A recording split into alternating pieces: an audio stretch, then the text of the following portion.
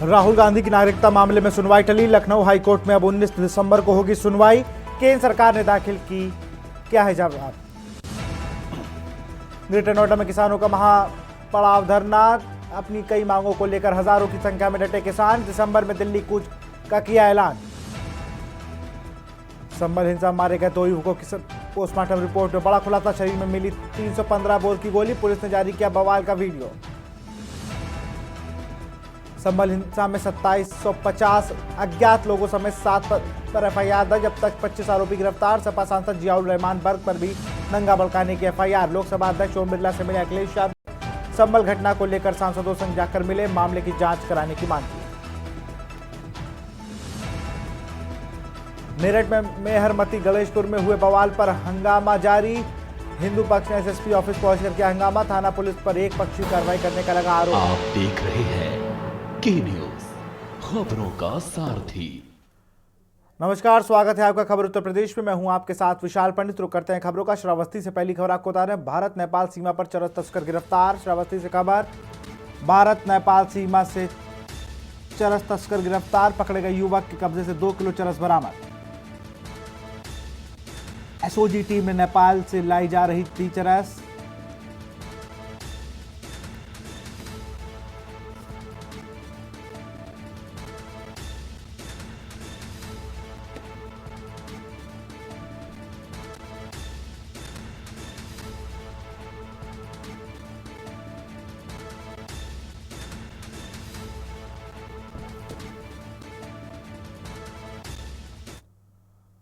श्रावस्ती से खबर है। कार डीसीएम की आमने सामने टक्कर। कार सवार एक की मौत। कार और डीसीएम क्षतिग्रस्त। कार में सवार कई लोग गंभीर रूप से घायल।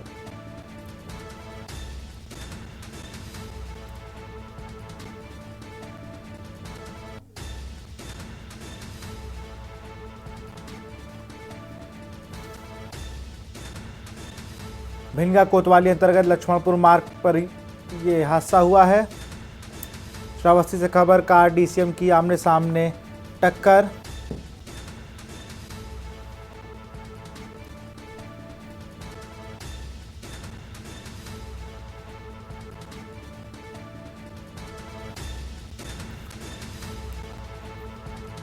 भिनगा कोतवाली अंतर्गत लक्ष्मणपुर मार्ग का ये पूरा मामला।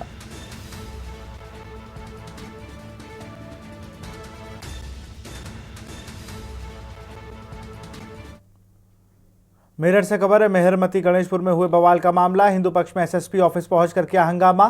थाना पुलिस पर एक पक्षीय कार्रवाई करने का आरोप। पुलिस ने हिंदू पक्ष के एक युवक को पकड़। वायरल वीडियो में युवक तमंचे के साथ दिखा। हिंदू पक्ष ने जबरन पुलिस से युवक को छुड़वाया। हंगामा।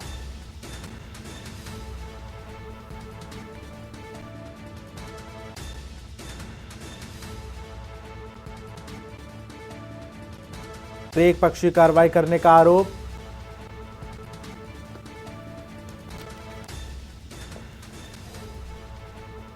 पुलिस ने हिंदू पक्ष के एक युवक को पकड़ा। वायरल वीडियो में युवक तमंचे के साथ दिखा।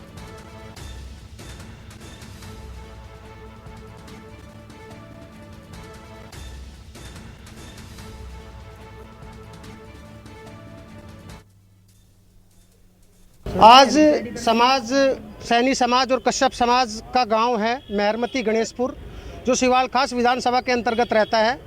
और मेहरमती के अंदर मुस्लिम समाज की बहुसंख्या आबादी है। उनकी संख्या तकरीबन वहाँ 7 या 8 हज़ार है, दोनों गांव की मिला के। और जबकि हिंदू समाज की आबादी मात्र 600 है। एक हमारी बेटी एक अपने खेत में उपले पातने के लिए गई हुई थी अपने प्लॉट में। और जब वो उपले पात रही थी तो कुछ मुस्लिम समाज के छोटे बच्चे आते हैं।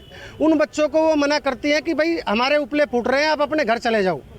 परंतु वो बच्चे अपने समाज के अपने बड़े भाइयों को कहते हैं कि वो हमें वहाँ मना कर रही हैं।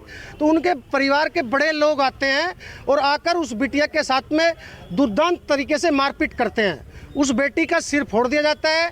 उस बेटी के पिताजी और उसके भाई वहाँ पहुँचते हैं तो उनको भी बुरी दुर्दशा के साथ में पीटा जाता है। किसी के सिर में चोट है, किसी का दांत टूटा हुआ है। और वो तहरीर लेकर सरधना थाना इंस्पेक्टर के साथ पास पहुंचते हैं और जो उनकी तहरीर वो थाने में देते हैं, उस तहरीर को मुकदमे में एफआईआर में दर्ज पंजीकृत नहीं किया जाता है, जबकि अपनी तरफ से पुलिस जो है दोनों पक्षों को न्याय देते हुए आपस में मुकदमा दर्ज कर देते हैं। हिंदू समाज जो पीड़ित समाज था, जिनके काफ़ी संख्या में चोट लगी हुई है, उनके खिलाफ भी अज्ञात में 7-8 लोगों के खिलाफ मुकदमा दर्ज कर दिया जाता है। ग्रेटर नोएडा में नहीं थम रहा दबंगों का आतंक। मामूली विवाद में बीच युवक ने निकाली पिस्टल। दबंगों ने पुलिस का नहीं है खौफ। बिसरक थाना क्षेत्र का है वायरल वीडियो।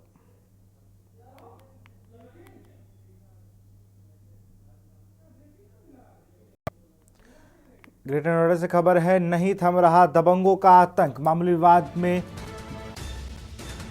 बीच सड़क पर युवकों ने निकाली पिस्टल। दबंगों ने पुलिस का नहीं है खौफ। बिसरक थाना क्षेत्र का है वायरल वीडियो।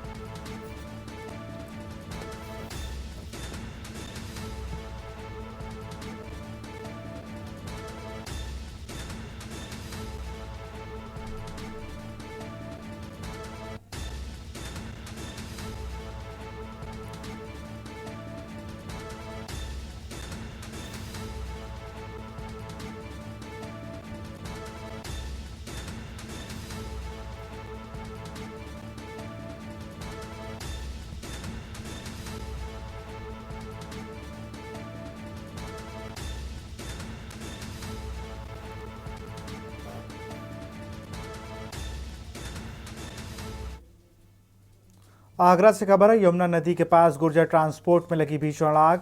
आग लगने से सड़क पर दोनों तरफ लंबा जाम लगा। सूचना पर पहुंची पुलिस, बुलाई गई फायर ब्रिगेड।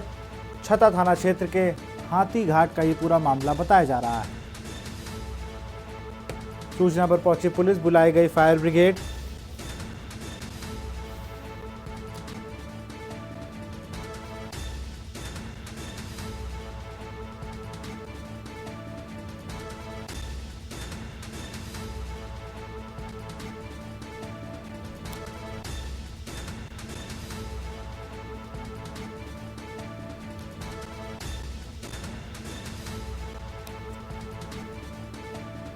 छता थाना क्षेत्र के हाथी घाट का है पूरा मामला। आगरा से खबर, यमुना नदी के पास गुर्जर ट्रांसपोर्ट में लगी भीषण आग।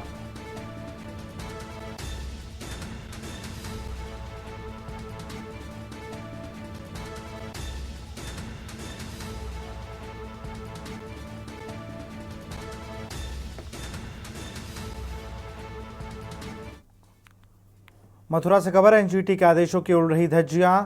विशालकाय पीपल का पेड़ पुलिस प्रशासन ने काटा। पुलिस लाइन अस्पताल में खड़ा था पीपल का पेड़। पुलिस लाइन हॉस्पिटल का चल रहा निर्माण कार्य। पीपल का पेड़ बन रहा था, निर्माण कार्य में बाधा। बिना परमिशन के ही पुलिस प्रशासन ने पेड़ काटा। पुलिस लाइन अस्पताल में खड़ा था पीपल का पेड़।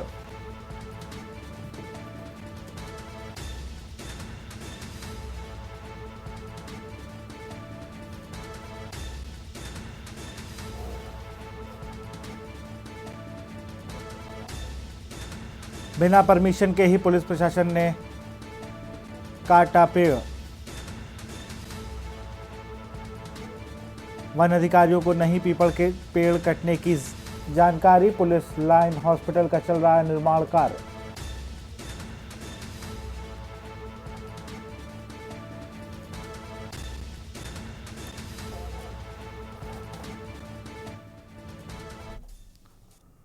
खबर कानपुर से है, जहां समरकूल परिवार ने अपने ब्रांड को आईएसआई मार्क मिलने की जानकारी दी है। इस संबंध में निर्माताओं ने दावा किया है कि कंपनी के एयर कूलर को यह गौरव प्राप्त हुआ है। कंपनी ने यह गौरव दिलाने वाले ग्राहकों को सहित सभी देशवासियों का आभार जताया है। साथ ही आगे भी यह भरोसा बनाए रखने की अपील की है।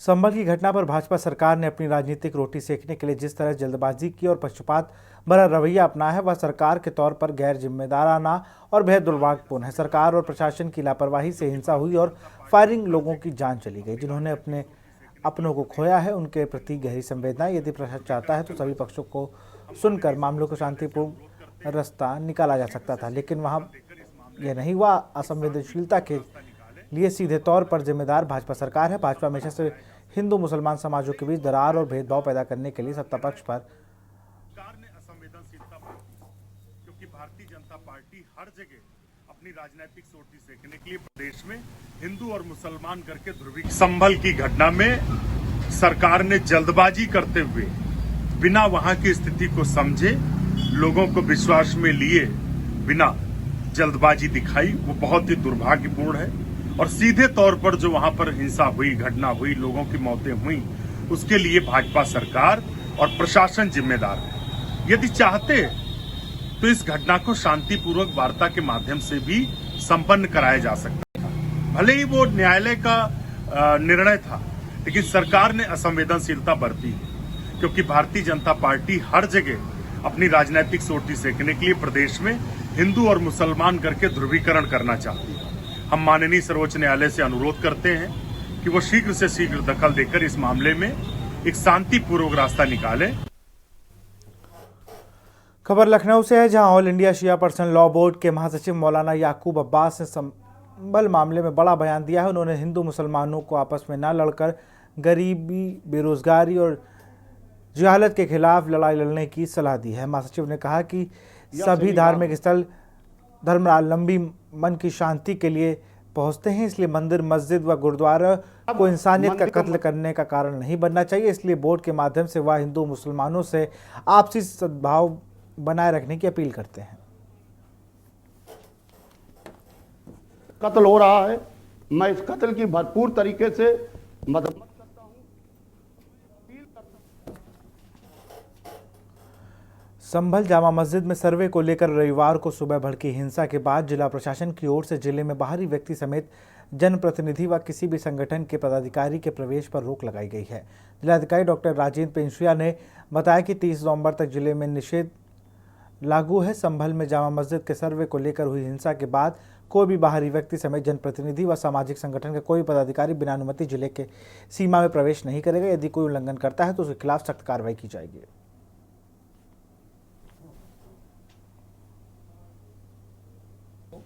प्रॉपर तरीके से जितना डिप्लॉयमेंट हमारे पास मोर देन एनफ फोर्स था, हमने सर्वे कंडक्ट कराने के लिए डीएम साहब के जो सिक्योरिटी प्रोवाइड करने के लिए जो लेटर लिखा गया था, उसी के मद्देनजर हमने प्रॉपर तरीके से डिप्लॉयमेंट भी किया था।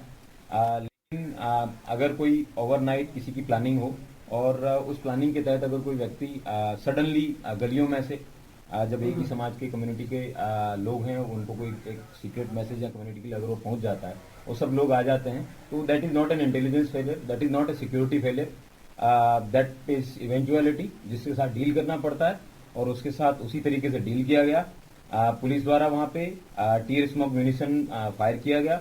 पुलिस द्वारा पहले बताया भी गया कि ये नाजायज मजमा है, मेरे स्वयं द्वारा बताया गया 3 बार कि आपका नजमा नाजायज है, आप लोग यहाँ से चले जाएं। उसके बाद टीयर स्मोक भी फायर किए गए और पैलेट गन्स भी हैं, वो भी फायर की गई हैं। आप कई जगह वीडियो के अंदर वायरल भी हो रहा है कि पुलिस द्वारा फायरिंग की गई, पुलिस द्वारा वो पैलेट गन का प्रयोग किया गया। पुलिस द्वारा किसी भी लीथल वेपन जिससे कि किसी व्यक्ति की जान जा सके, पुलिस द्वारा ऐसा कोई भी वेपन है वो फायर नहीं किया गया। और यहाँ रुकते एक छोटे से ब्रेक के लिए। आप देख रहे हैं के न्यूज, खबरों का सारथी। ब्रेक के बाद आपका स्वागत है। संभल के ताज़ा हालात बताते हुए मुरादाबाद के कमिश्नर अंजय कुमार ने कहा कि संभल के हालात कंट्रोल में है, उस इलाके को छोड़कर दुकानें खुली हैं, स्थिति सामान्य है। जिस तरह से साक्ष्य मिल रहे हैं ऐसे तक की कार्रवाई संभव है। संभल के सांसद और विधायक पुत्र को उकसाने में आरोपित किया गया है।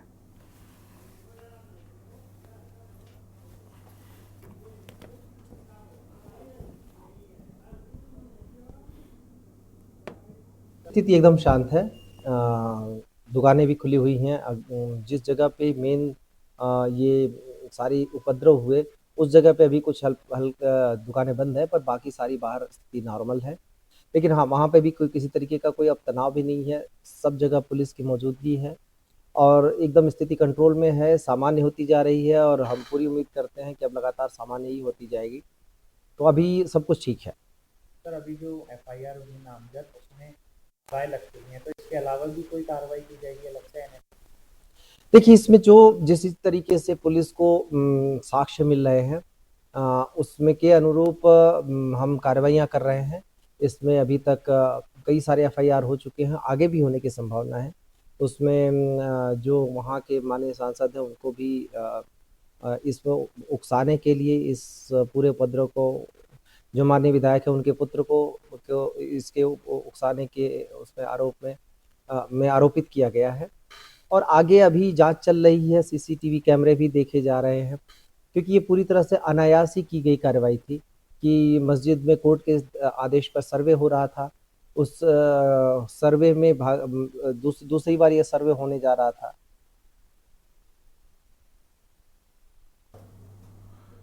खबर कानपुर के सीसामऊ से है। उपचुनाव जीतने के बाद सपा की नवनिर्वाचित विधायक नसीम सोलंकी पर कानपुर न्यायालय में धार्मिक भावनाओं को आहत करने के मामले में परिवारवाद दाखिल किया गया है। न्यायालय द्वारा मामले में आगामी 20 दिसंबर को सुनवाई के लिए तारीख नियत की गई है। उपचुनाव के प्रचार के दौरान कानपुर पी रोड स्थित वनखंडेश्वर मंदिर में सपा प्रत्याशी नसीम सोलंकी ने पूजा अर्चना की थी। इस दौरान नसीम ने शिवलिंग पर जलाभिषेक भी किया था। मामले में कुछ ही घंटों बाद नसीम सोलंकी के खिलाफ फतवा जारी हो गया था।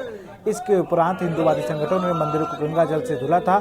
चुनाव के दौरान ही धार्मिक भावनाओं से मामला जुड़ने के बाद तूल पकड़ता चला गया, लेकिन चुनाव वाले दिन नसीम सोलंकी को हिंदू समाज का भी वोट जमकर मिला, जिसके बाद नसीम सोलंकी ने जीतने के बाद सभी धर्मों का आभार जताया था।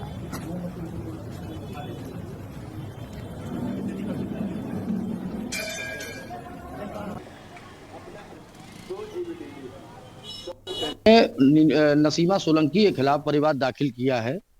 उन्होंने हमारे मंदिर में जा करके बाबा की शिवलिंग पर जल चढ़ाया, उसको अपने गंदे हाथों से छुआ, स्पर्श किया, जबकि ये मांस खाती हैं। इनके यहाँ सवेरे मांस का नाश्ता किया जाता है। उन्होंने हमारे बाबा को अछूत कर दिया। मैं इससे बहुत आहत हूँ, इसलिए मैंने आज परिवादवाद दाखिल किया है माननीय न्यायालय के समक्ष। नहीं, इसके पहले मैंने अमिताभ वाजपेयी विधायक जी से बात करी थी और बार बार उनसे आग्रह भी किया था, और बीच में मैं थोड़ा अस्वस्थ हो गया था। माननीय सुरेश अवस्थी जी के चुनाव प्रचार में मैं लगा हुआ था, इस वजह से मैंने इस विषय में ज़्यादा वो नहीं किया। लेकिन जब ये सब खत्म हो गया तो मैंने नसीम सोलंकी से बात भी करी, तो उन्होंने मुझको उल्टी सीधी बातें सुनाई और मेरी बात पे कोई ध्यान नहीं दिया। बाबा का आशीर्वाद उनके ऊपर हो ही नहीं सकता, उनके ऊपर तो जयचंदों का हाथ है और उनका आशीर्वाद है। आज महाराज जेल में वो मिलकर आए हैं। जी। ऐसा उनका कहना है कि इरफान सोलंकी ने कहा है कि कोई भी कार्य सबसे पहले मंदिर में कराना जाता है। पर क्या ये इस पर मुझे कुछ नहीं कहना। मंदिर चली जाती, मंदिर में बाहर से हाथ जोड़ लेती, हर आदमी निकलता है मंदिर मस्जिद से अपना सर झुका के निकलता है। खबर कानपुर से है, जहां कमिश्नरेट में आज लुटेरी दुल्हन का ऐसा मामला सामने आया है जिसने आला अधिकारियों को भी हिला कर रख दिया। ग्वालटोली थाने में तैनात दरोगा पर आरोप लगाते हुए महिला ने पुलिस अधिकारियों से उत्पीड़न कर लाखों रुपए की ठगी का आरोप लगाते हुए हाई प्रोफाइल ड्रामा किया। रातों रोते देख मीडिया ने महिला का पक्ष जाना, तभी पीड़ित दरोगा ने भी अपना पक्ष मीडिया के सामने रखा। ताज्जुब की बात यह रही कि दरोगा और महिला पति पत्नी है। पूरा मामला लूट का है और आरोप लगाने वाली महिला ने कई सरकारी कर्मचारियों को फर्जी मुकदमे में फंसाकर लाखों रुपए की ठगी भी करी है। इस मामले में स्टाफ ऑफिसर अमिता सिंह को जांच सौंपी गई है।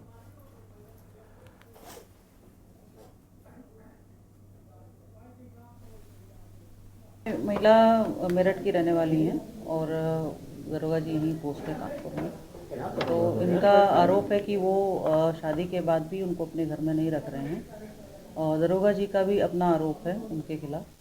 तो मामला संगीन है, गहराई से जांच करने के लिए टीम गठित की जा रही है और उसके बाद कार्रवाई की जाएगी। जो दरोगा है आदित्य कुमार लोचव, ये एक जिंदा है। ये फेसबुक पे, इंस्टाग्राम पे, सोशल मीडिया पे दोस्ती करता है लड़कियों के साथ, फिर उन्हें अपने जाल में फंसाता है, फिर उनसे रिलेशनशिप बिल्ड करता है, फिर उनकी वीडियो बनाता है, उनसे उनकी कॉन्फिडेंशियल चीज़ें जानता है, उनसे पैसे लेता है, फिर उन्हें थ्रो कर देता है। इसकी ना जाने मेरे साथ भी यही हुआ है सेम। इसने मेरे साथ बहुत गलत किया है और मैं नहीं चाहती और लड़कियों के साथ भी गलत हो। और जो जो लड़कियों के साथ इसने गलत किया हुआ है प्लीज़ वो मुझसे कांटेक्ट करें। मेरा नंबर है 7451001604। मामला ये है कि ये असॉल्ट करता है, ब्लैकमेल करता है। ये गवार टोली में तैनात है। इसका पुलिस पूरा विभाग इसके साथ है। मैंने हर जगह कंप्लेन करी है लेकिन किसी ने मेरी सहायता नहीं करी है। किसी मेरी शादी 17 फरवरी 2024 में हुई थी और शादी के बाद 20 दिन में घर रहा था। उसके बाद मैं जून में घर गया था, जून 2024 में। जैसे ही मैं घर गया था तो मैंने इसके मोबाइल में ट्रांजैक्शन हिस्ट्री जो कि देखी थी, इसके द्वारा दिखाई गई थी, तो उसमें 6-7 लोगों को गलत तरीके से ट्रांजैक्शन हो रहा था। जो मेरे परिचित नहीं है, ना ही इसके रिश्तेदारी लगते थे, और उसमें लाखों में ट्रांजैक्शन था। मैंने उनसे जानकारी करी तो मुझे इन्होंने कुछ नहीं बताया, बात को गोल मोल करके खा गई। इनके काफ़ी सारे बैंक अकाउंट हैं जिनकी मैं गिनती नहीं कर सकता, और हर खाते में 15-20 लाख से ज़्यादा का ट्रांजैक्शन है, कुछ में करोड़ों के भी ट्रांजैक्शन है। आय का कोई स्रोत नहीं है इनका। इसके बाद जब मैंने जांच की तो वो व्यक्ति इनका पति निकला, उसका नाम प्रेमराज सिंह पुष्कर है, जो कि मवाना थाने में तैनात था। शादी 2019 में इनकी हुई थी, और 2019 के बाद 2020 में उसके और पति दरोगा प्रेमराज सिंह पुष्कर और उसके भाई दोनों पर बलात्कार का मुकदमा इसके द्वारा लिखाया गया था। सोनभद्र जिले के घेरावाल कोतवाली क्षेत्र के मझगावा मिश्र गांव में 3 सप्ताह पूर्व संदिग्ध परिस्थितियों में झुलसी विवाहिता की रविवार को बीएचयू में उपचार के दौरान मौत हो गई। मौत के बाद गुस्साए परिजनों द्वारा आज लोहड़ी जिला अस्पताल के बाहर वाराणसी शक्तिनगर मुख्य मार्ग को परिजनों ने जाम कर दिया, जिसमें दोनों तरफ से गाड़ियों की लंबी कतार लग गई। सूचना के बाद मौके पर पहुंची पुलिस द्वारा मृतका के परिजनों को समझा बुझाकर लगभग 1 घंटे बाद जाम को खुलवाया। मामले में ससुराल पक्ष के लोगों के खिलाफ पहले से ही मुकदमा दर्ज कर लिया गया।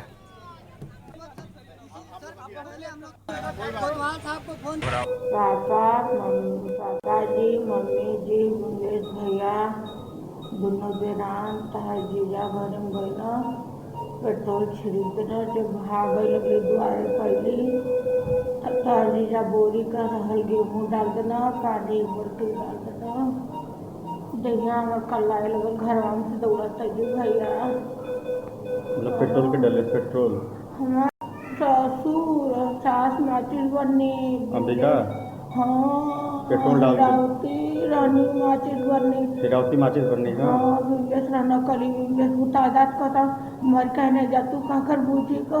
2 नवंबर 2024 को थाना क्षेत्र बुरावल के शिवद्वार की रहने वाली एक युवती आकांक्षा पांडे पुत्री कुशाल देव पांडे जल गई थी और उसे बीएचयू ट्रॉमा सेंटर में भर्ती कराया गया था, जहां पर कल उसकी मृत्यु हो गई। और उसी को लेकर के परिजनों ने आज यहाँ पर लोहड़ी जिला अस्पताल के बाहर रोड जाम कर दिया था और पुलिस द्वारा तुरंत मामले का संज्ञान लेकर सुसंगत धाराओं में पंजीकृत अभियोग को तरमीम कर दिया गया है और आवश्यक विधि कार्रवाई की जाएगी।